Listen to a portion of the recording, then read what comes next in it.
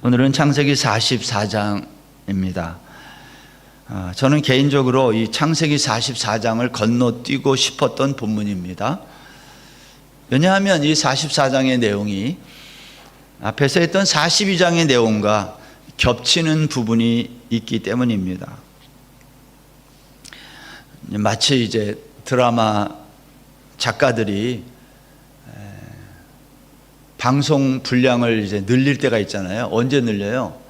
인기가 있을 때 돈을 벌어야 되니까 이걸 막 늘려가지고 방송 횟수를 늘리기 위해 질질 끄는 것 같은 느낌이 좀 들었어요. 저는. 여러분들이야 뭐 아무 생각이 없이 늘리든지 줄이든지 그럴 수도 있지만 저는 이거 이렇게 지루하게 길게 44장 또 나오네, 그러한 생각이 있어서 건너뛸까 생각을 했어요. 여러분, 야곱의 10아들은요 이집트에 곡식을 사러 왔다가 느닷없이 정탐꾼으로 모함을 받았어요. 요셉은 무슨 이유인지 모르지만 형들의 곡식 자루에 식량 대금으로 받은 돈 뭉치를 다시 집어넣고 돌려보냅니다. 형들은 이 사실을 나중에 알고 두려워했어요. 다시 이집트에 가는 일이 없다면 문제가 안 됩니다. 그러나 계속되는 흉년으로 또다시 식량을 구하러 다시 이집트에 가야 했던 형들은 요셉 앞에 다시 갔을 때 자신들의 곡식 자루에 들어있던 돈 뭉치에 대하여 해명을 해야 했던 것입니다. 야곱의 가족은 끝나지 않고 계속되는 극심한 흉년으로 다시 이집트에 내려가게 됩니다. 그런데 이번에는 막내 동생 베냐민과 같이 갑니다. 왜냐하면 베냐민이 오지 않으면 인질로 잡혀있는 시므온을 구할 수 없기 때문입니다.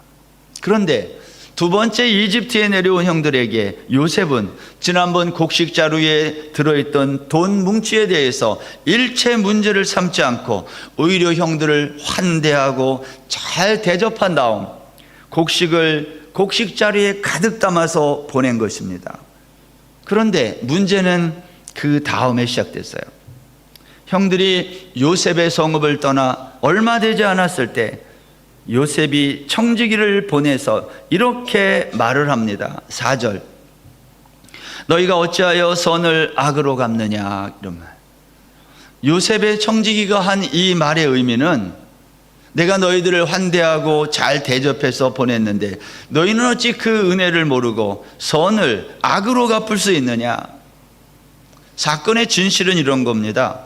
요셉은 자신을 떠나는 가족들의 곡식 자루에다가 곡식만 넣은 것이 아니라 이번에는 돈도 넣었지만 한 가지를 더 넣었어요. 그것은 동생 베냐민의 곡식 자루에다가 자신의 은잔을 몰래 집어 넣은 겁니다. 그래서 베냐민을 은잔을 훔친 도둑으로 모함한 거예요. 여러분, 요셉이 극심한 기근을 이기기 위해서 곡식을 구하러 온 형들을 함정에 빠뜨리는 이 반복되는 이 내용이 여러분은 좀 짜증나고 지루하지 않습니까? 처음에는 곡식 자루에 돈 뭉치를 몰래 집어넣어 모함하더니 이번에는 은잔을 베냐민 자루에 집어넣어 함정에 빠뜨리는 겁니다. 저는 이 같은 패턴의 이야기가 좀 지루했다, 그 말이에요.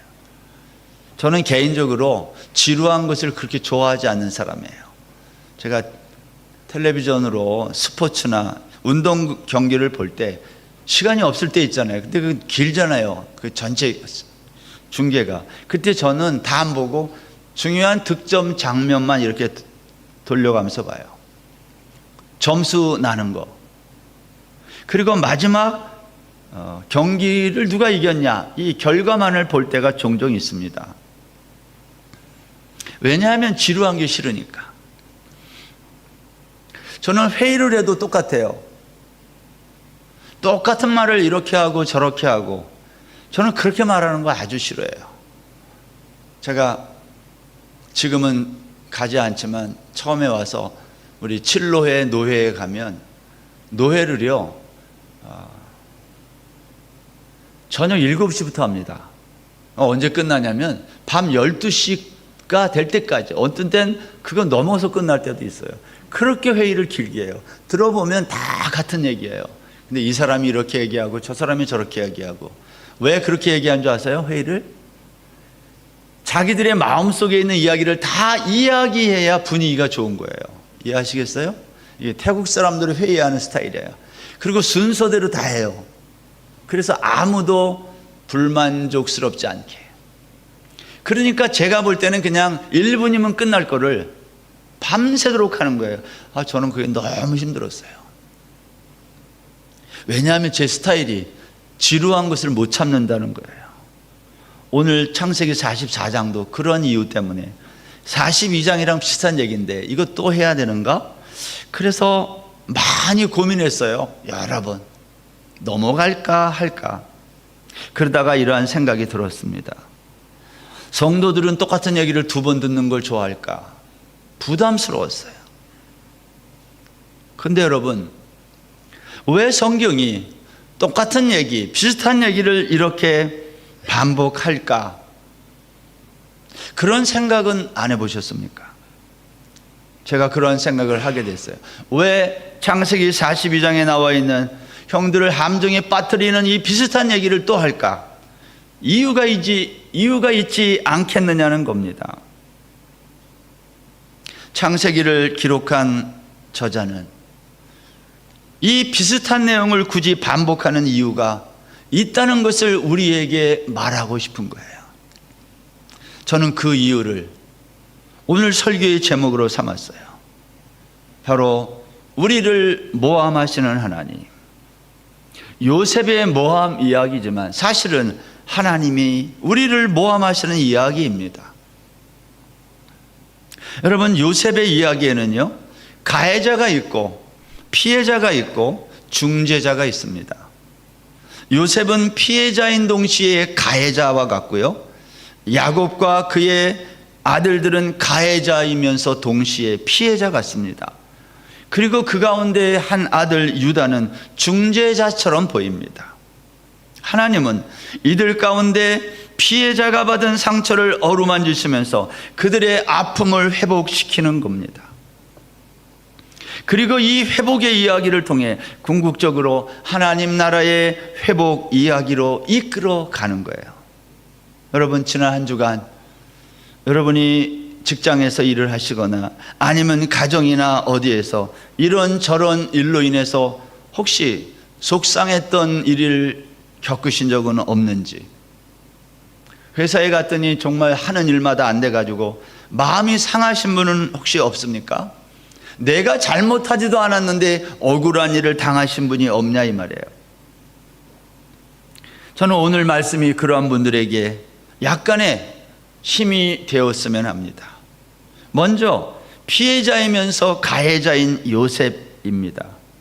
요셉은 지난날 피해자였어요. 그러나 지금은 가해자입니다. 그런데 저는 여기에 이름을 하나 붙여서 이유 있는 가해자의 자리에 있어요. 요셉은 이집트를 떠나는 형들의 자루에 곡식을 운반할 수 있을 만큼 가득 채워주고 각자의 돈을 지난번처럼 곡식 자루에 집어넣도록 지시합니다. 그리고 한 가지를 추가했어요.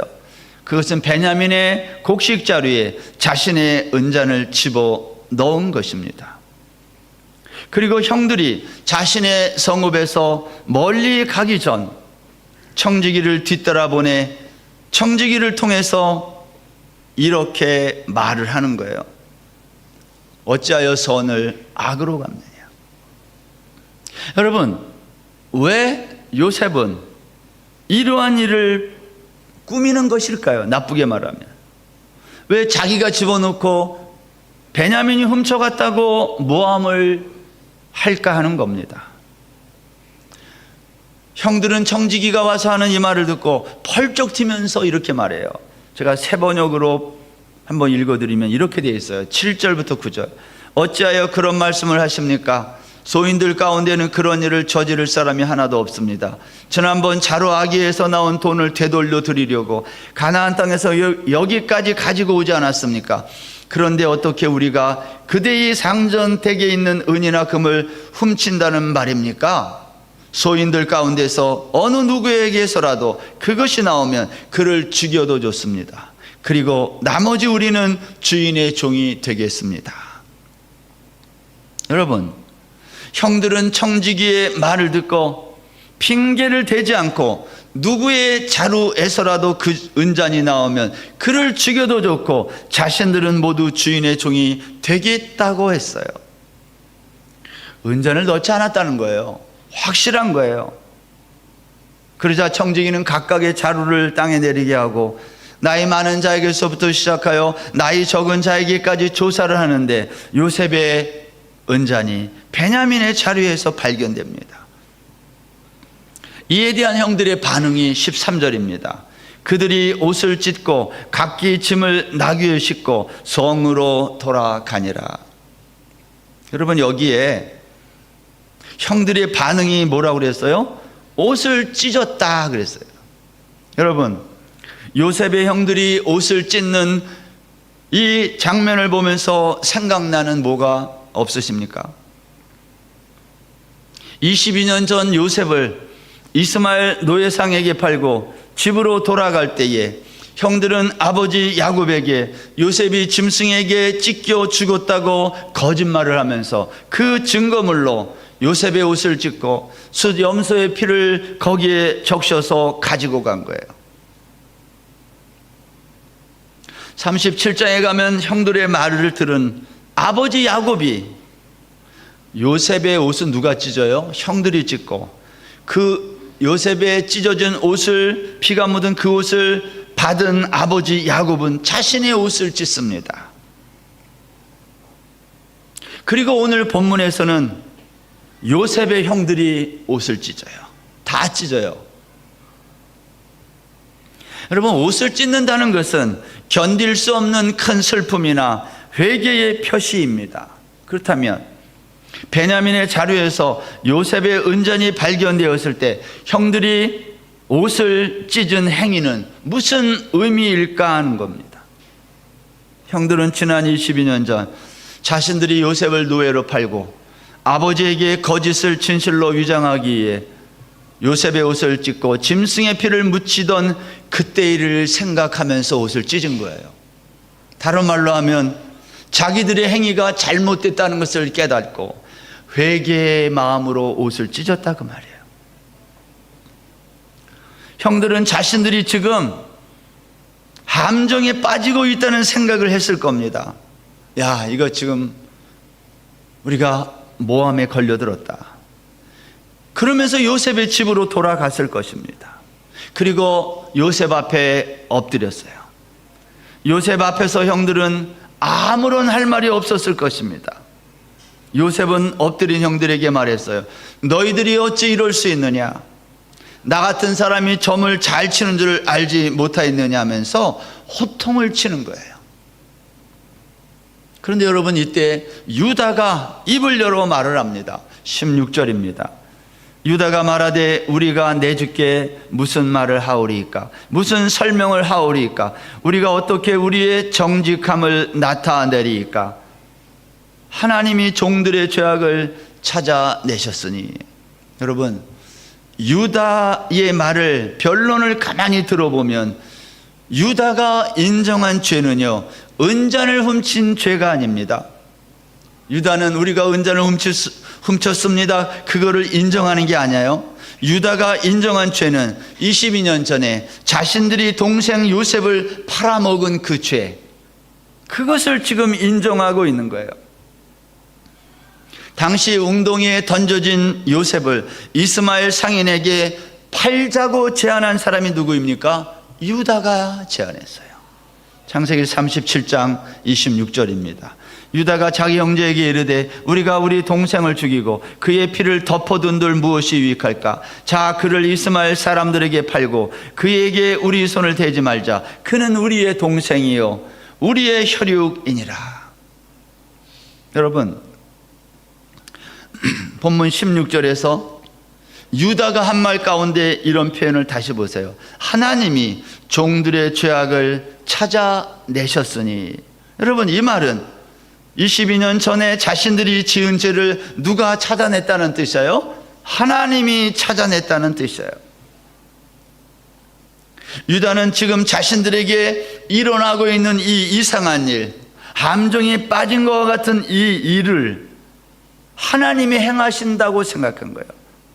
그렇다면 하나님이 행하시는 이 일이 우리가 모함에 빠지는 일이라면 이 모함은 이유 있는 모함이라는 생각을 가진 거예요.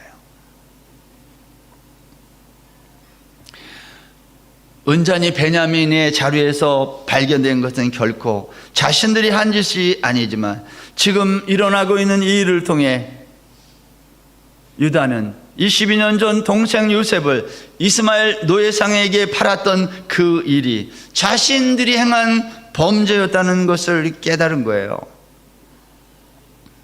사실 형들은 요셉을 만나면서부터 지난달 자신들이 저지른 악행이 생각났어요. 우리가 이미 앞에서 살펴본 거예요.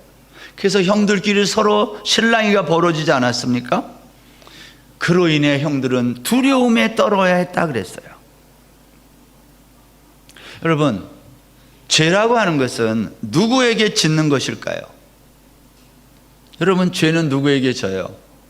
우리가 누구에게 용서를 빌 때 있잖아요. 잘못했다고. 때로는 무릎을 꿇어요. 사람에게 죄를 짓는 것처럼 보여요. 그런 걸 보면. 그러나 여러분, 죄는 사람에게 짓는 것이 아니라 하나님에게 짓는 거예요. 시편 51편 4절에 보세요. 내가 주께만 범죄하여 주의 목전에 악을 행하여 싸우니 주께서 말씀하실 때에 의로우시다 하고 주께서 심판하실 때에 순전하시다 하리이다. 이 시편 51편 4절 약간의 설명이 필요한데요. 다윗은 밧세바와 그의 남편 우리아에게 죄를 지었어요. 그렇죠? 간음을 했고 죽였거든요. 그런데 다윗은 시편에서 내가 주께만 범죄했다는 거예요. 내가 주님께 죄를 지었지 우리아나 밧세바에게 죄를 졌다고 말하지 않아요. 이유가 뭐냐는 거예요. 여러분, 다윗은 이스라엘의 왕입니다. 왕은 율법으로 나라를 통치하는 거예요. 이스라엘의 왕은 율법으로 다스리는 왕입니다. 그래서 이스라엘의 왕들은 율법을 누구보다 철저하게 지키며 살아야 되는 거예요. 그래서 우리가 다윗이 행한 짓들을 보면 심지어 밧세바를 간음할 때도 율법의 규례를 지키기 위해 밧세바의 생리 기간이 지나가기를 기다렸다가 간음을 해요. 왜 그렇게 해요? 율법을 지키기 위해서. 다윗은 자신을 가난한 자의 새끼 양 한 마리를 빼앗아간 부자라고 고발하는 나단 선지자의 이야기를 듣고도 자신이 지은 죄를 몰랐어요. 여러분, 다윗의 이 모습이 사실은 우리 인간의 현주소예요. 우리는 죄를 짓고도 그걸 죄라고 생각하지 않아요. 일반적으로 죄를 지으면 상대방에게 피해를 입은 상대방에게 미안하다고 그러고 용서해달라고 간청하는 것이 맞습니다. 그런데 오늘 시편에 보면 다윗은 하나님에게만 범죄했다고 말해요. 자기가 죄를 지은 사람들에게 용서해달라고 말하지 않나요? 여러분, 뿐만 아니라 다윗은 뭐라고 말하냐면 자신의 죄악을 지워달라고 말해요. 어떻게 지워요? 한번 저지른 죄를 지울 수 없는 거예요. 근데 그걸 지워달라고 그래요. 그렇게 말하는 이유가 뭘까요? 시편 51편 4절을 다시 보면요, 거기 이렇게 말해요. 주께서 의롭다 말씀해 주시고 순전하다 말씀해 주셔야 나의 죄가 지워진다고 말해요. 여러분, 어떻게 우리가 지은 죄가 지워질 수 있을까요? 다윗은 그 방법을 이렇게 말했어요. 나의 죄가 지워지는 방법이 뭐냐? 그것은 하나님의 의라는 거예요. 그래서 거기에 그렇게 말을 하는 겁니다. 주께서 말씀하실 때에 의로우시다 하시고 주의 의로만 나의 죄가 지워질 수 있다고 말한 거예요. 여러분, 의라는 게 뭐예요? 의라고 하는 것은 정의라는 게 있습니다. 정의에다가 플러스 용서, 이걸 의라고 말해요. 여러분, 율법에는요 정의만 있어요. 옳고 그름만 있어요. 사람들이 오해해가지고. 그래서 율법은 옳고 그름만 생각하기 때문에 상 주고 벌 주는 일만 해요, 율법은. 그러나 복음에는 정의만 있는 것이 아니라 거기에 용서가 같이 더해져 있어요. 시내산에서 모세가 하나님으로부터 율법을 받을 때 율법만 받은 것이 아닙니다. 그 율법을 받고 나서 그 다음에 어떤 얘기가 길게 나오죠? 성막을 지으라고 설계도를 받아요. 성막이 뭐예요? 율법을 어겼을 때 죽어야 되는데 율법의 정죄로부터 죽음을 피할 수 있는 방법이 성막이에요. 다윗은 이것을 깨달은 거예요. 율법은 지키면 복을 주지만 지키지 아니하면 죽이는 거예요.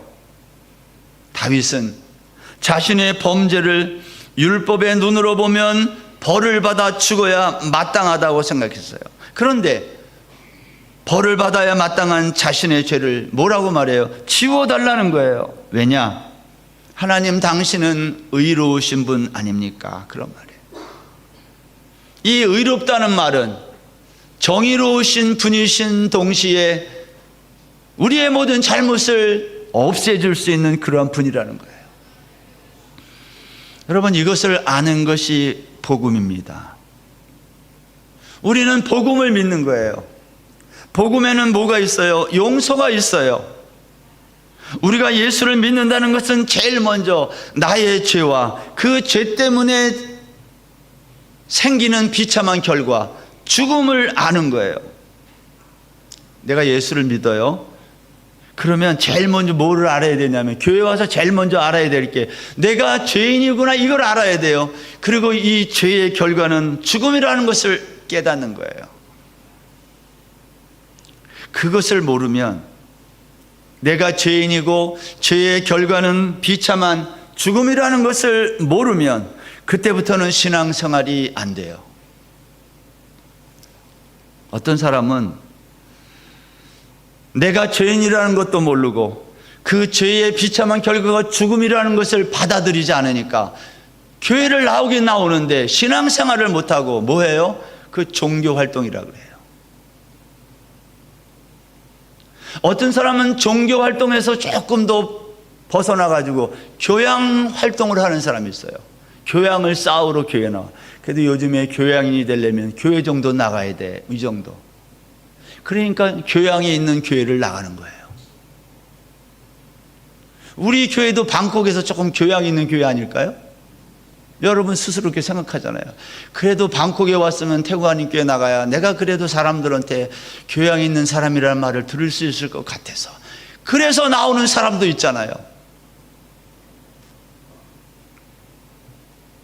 신앙생활이란 주님, 나는 죽어도 마땅한 죄인입니다. 죄 때문에. 그러나 나는 나의 죄를 주님이 지워줄 수 있는, 용서해 줄 수 있는 그러한 분임을 내가 믿습니다. 그래서 주님의 십자가를 붙드는 거예요. 다른 걸 안 붙들고. 그리고 날마다 이것을 고백하는 사람, 그 사람을 믿는다 그래요.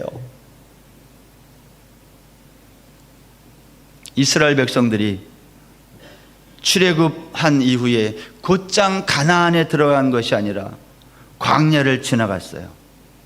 근데 여러분, 광야를 갈 때 이스라엘 백성들이 자기 마음대로 가지 않았습니다. 어떻게 갔어요? 구름 기둥과 불 기둥을 따라 구름 기둥과 불 기둥의 인도를 받아 갔어요. 그런데 구름 기둥과 불 기둥이 백성들을 좋은 데로 인도하면 좋은데 어디로 인도해요? 물이 없는 곳으로, 먹을 것이 없는 곳으로 인도한 거예요. 그래서 백성들이 입이 이렇게 나와가지고 하나님을 원망하고 불평하기 시작했어요. 여러분, 왜 하나님은 이스라엘 백성들을 인도하실 때에 물도 없고 음식도 없는 그러한 어려운 곳으로 인도했을까요? 성경은 그 이유를 이렇게 말합니다. 내가 너희의 마음이 어떠한가를 알아보려고 그렇게 했다. 하나님이 이스라엘 백성들을 물도 없고 양식도 없는 광야로 인도하신 이유는 너희의 마음이 얼마나 완악한지를 드러내기 위함이라는 거예요. 하나님이 우리에게 고난을 주시는 이유는 우리가 얼마나 완악한 자인지를 알도록 하는 거예요. 백성들은 그것을 알게 됐어요. 우리가 애굽을 나와서 광야를 지나 가나안에 들어가는 것은 우리의 힘으로 들어가는 것이 아니구나. 광야를 지나면서 백성들의 이 불신앙의 죄가 다 드러난 거예요. 그래서 다 죽었어요. 가나안 땅은요, 아무나 들어갈 수 있는 곳이 아닙니다. 모두가 광야에서 죽어야 마땅했어요. 그런데 여호수아서에 보면 이스라엘 백성들이 가나안 땅에 들어갑니다. 물론 그들의 후손들이 들어간 것이지만 하나님은 이스라엘 백성들을 가나안 땅으로 들어가게 했어요. 그리고 들어가기 직전에 이렇게 말씀했어요. 내가 너를 광야에서 인도할 때에 위험하고 물이 없는 간조한 땅을 지나게 하고, 내가 그렇게 한 거 미안하다.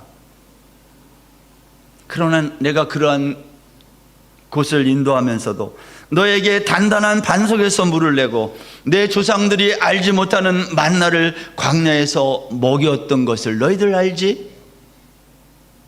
내가 그렇게 한 이유가 뭔지 아느냐? 그것은 다 너희를 시험하여 낮추기 위함이었다. 신명기 8장 16절입니다. 이는 다 너희를 낮추시며 너를 시험하사 마침내 내게 복을 주려 하심이었느니라. 하나님의 목적은요, 우리에게 복을 주는 거지 우리를 고생시키는 게 아니에요.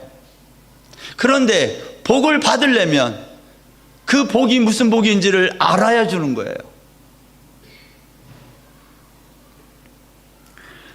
하나님은 이스라엘 백성들이 가나안 땅에 들어가서 얻게 될 성읍과 풍성한 열매와 곡식을 보면서, 야, 이 모든 것을 우리의 힘과 우리의 능력으로 얻었다 말할 수 없도록 하기 위해서 광야를 지나오게 하셨다 그래요. 여러분, 하나님은 요셉이 이집트의 노예로 팔려와서 당했던 억울함과 그 힘든 고난에 지금 똑같이 그의 형들을 참여시키고 있어요. 왜냐하면 그렇게 함으로 자신들이 저지른 죄와 그 죄의 비참함을 알라는 거예요. 구원이 뭐냐? 구원이란 내 죄와 죄의 비참함을 깨달은 자에게 주어지는 하나님의 선물. 그러니까 구원은 깨달음이 없는 자에게는 없어요. 종교 활동만 해서는 없다 이 말이에요. 말씀이 깨달아져야 돼요. 여러분, 요셉의 형들이 베냐민의 자루에서 은잔이 발견되었을 때, 주여 우리는 너무 억울합니다. 지난번에도 너무 억울했는데 왜 그러십니까? 해도 너무합니다. 그렇게 하지 않았어요. 16절 다시 보면, 우리와 이 잔이 발견된 자가 다 내 주의 노예가 되겠나이다.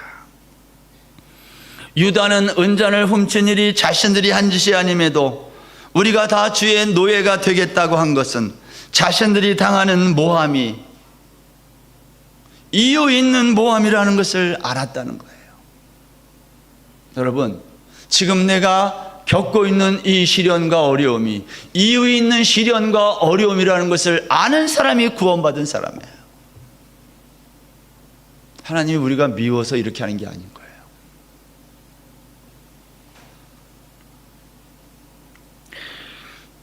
바울 사도는 다메섹 도상에서 주님을 만난 다음 눈이 멀었어요.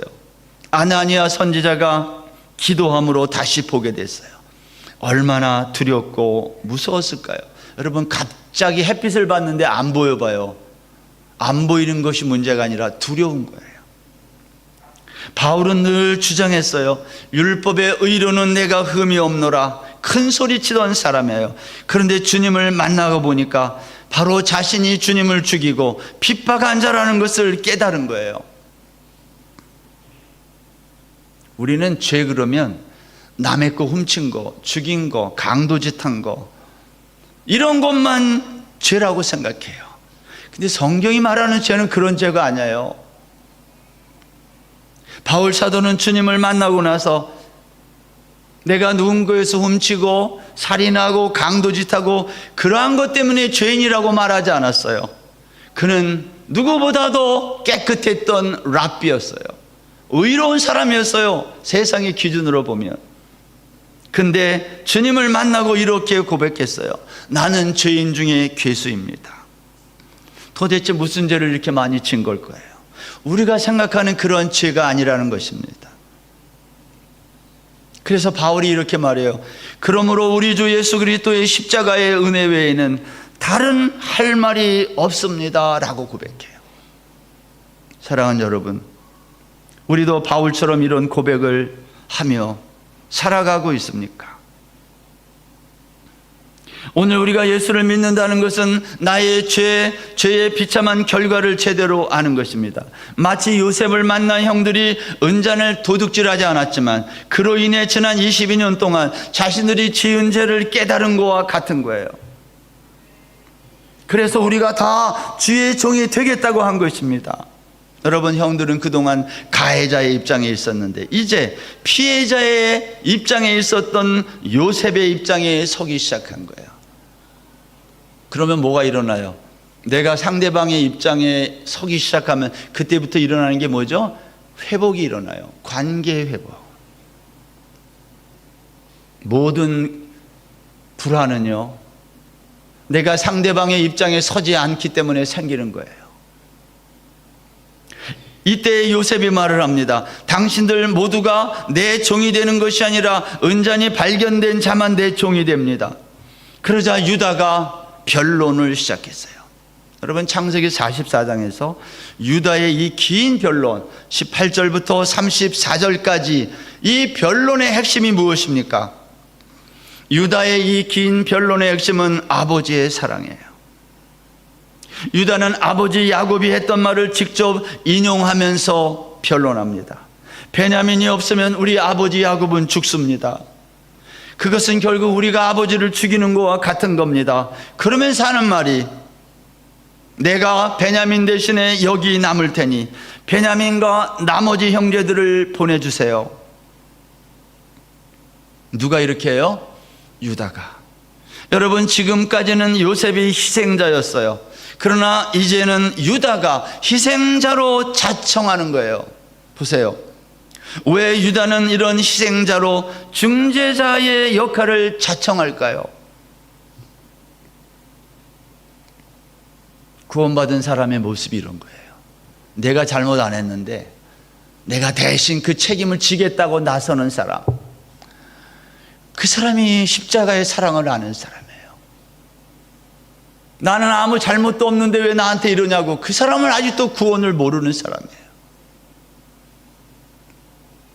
만일 유다가 중재자의 역할 대신 요셉에게 잘잘못을 따지고 은잔을 훔친 자가 베냐민이 아니라는 것을 따져가지고 이게 밝혀진다 칩시다. 그렇다고 문제가 해결됩니까? 은잔을 감춘 사람이 당대 최고의 권력자 요셉이에요. 여러분, 절대 권력은 이길 수 없어요. 이 세상 보세요. 권력이 있는 사람들을 이길 수 있는 방법이 없어요. 요셉이 의도를 가지고 베냐민의 자리에 집어넣었다면 그 문제는 해결될 수 없다는 뜻이에요. 그렇다면 요셉이 왜 이렇게 했느냐를 우리는 찾아야 되는 거죠. 요셉이 이렇게 한 이유는 이유 있는 모함이라는 거예요. 하나님은 종종 우리를 억울한 일에 우리를 빠뜨릴 때가 있어요. 내가 잘못 정말 안 했어요. 100% 확신해요. 근데 함정에 빠져요. 억울해요. 하나님 왜 그렇게 하실까요? 하나님은 우리가 억울한 모함을 당할 때에 그 문제를 어떻게 풀어가는지를 보고 싶은 거예요. 유다는 자신들이 훔치지 않은 돈과 은잔을 누가 넣었는지 증거를 대라고 따지지 않았어요. 오히려 유다는 모함을 받을 때 지나온 자신의 삶을 돌아본 것입니다. 지금 내가 당하는 이러한 억울한 일을 혹시 내가 남에게 당하게 한 적은 없는가? 그리고 이렇게 고백했어요. 하나님께서 지난 22년 전 종들의 죄악을 찾아내셨습니다. 하나님은 우리 인생의 모든 전 영역을 통틀어서 하나님은 모르시는 게 없는 분이에요. 그분은 우리의 죄를 다 찾아내실 수 있는 분이에요. 그 하나님 앞에 나 잘못이 없습니다. 그건 말이 안 되는 겁니다.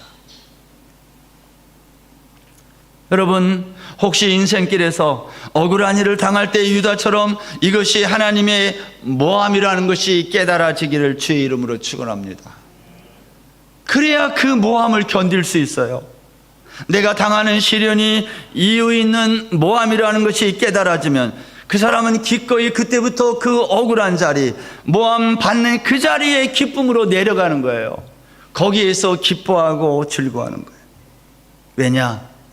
거기는 모함받는 자리이긴 하지만 하나님이 함께하는 자리이기 때문이에요. 억울한 일을 당해서 너무 힘드십니까? 그렇다면 혹시 지금 당하는 그 일이 이유 있는 하나님의 모함은 아닌지 돌아보는 귀한 시간이 되시기를 바랍니다. 여러분, 하나님은 우리를 사랑하시기 때문에 모함하세요. 왜냐하면 하나님은 우리를 사랑하시기 때문에 모함을 통해서라도 우리에게 당신이 누구인지를 깨닫게 하시기를 원하는 거예요. 이 한 주간도 이유 있는 모함을 나에게 하시는 그 하나님을 바라보며 억울하고 힘든 일, 그 자리에 밀려가지 말고 자원에서 내려감으로 그곳에서 하나님의 함께 하심을 경험하는 저와 여러분 다 되기를 주의 이름으로 축원합니다.